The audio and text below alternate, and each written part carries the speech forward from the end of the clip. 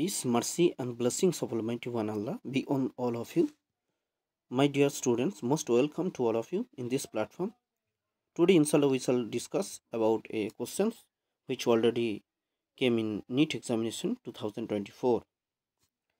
Here the chapter is haloalkane halogens. Now let's get started. দেখো বাচ্চারা এখানে কি বলা হয়েছে, এখানে একটা অ্যালকিল ব্রোমাইড আছে। এই অ্যালকিল ব্রোমাইডকে অ্যালকোহলীয় কেস দেওয়া হয়েছে। অ্যালকোহলীয় কেস দিলে এলিমিনেশন হবে, অর্থাৎ SnE2 হবে। E2 রিয়াকশন হবে। E2 রিয়াকশন হলে ব্রোমিন যে কার্বনের সঙ্গে যুক্ত আছে তার ঠিক পাশের কার্বন অর্থাৎ বিটা কার্বন থেকে একটা হাইড্রোজেন বেরোবে আর আলফা থেকে ব্রোমিন বেরোবে। তাহলে এখানে একটা ডাবল বন্ড কম্পাউন্ড তৈরি হবে, CH3 single bond CH double bond CH2। এই অ্যালকিনটা জেনারেট করবে। যেহেতু এটা বিটা এলিমিনেশন, বিটা কার্বন থেকে হাইড্রোজেনটা রিলিজ করছে, বিটা এলিমিনেশন রিয়াকশন, এটা beta elimination.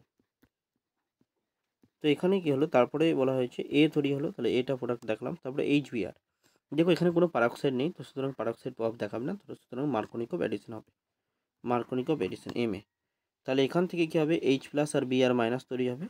H plus reagent থেকে H প্লাস আর Br মাইনাস। নেগেটিভটা কোন কার্বনে অ্যাটাচ হবে, যে কার্বনে হাইড্রোজেন কম আছে। তাহলে বি যেটা প্রোডাক্ট হবে সেটা হচ্ছে CH3 হবে, তার সঙ্গে CH,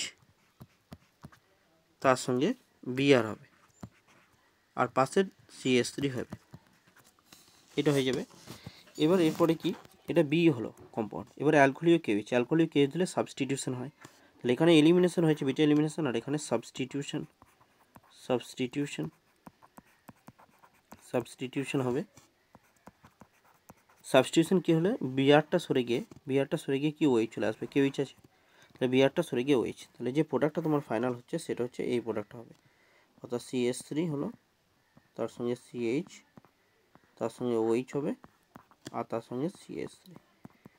এই কম্পাউন্ডের নাম কি, মিথ ইথ প্রোপ। তাহলে প্রোপেন টুয়াল, তাহলে প্রোপেন টুয়াল হচ্ছে, তাহলে এটা 1 নম্বর, এটা 2 নম্বর, এটা 3 নম্বর, প্রোপেন টুয়াল। তাহলে দেখো প্রোপেন টুয়াল, option B is correct. Hope the answer is clear to all of you. Thanks for watching.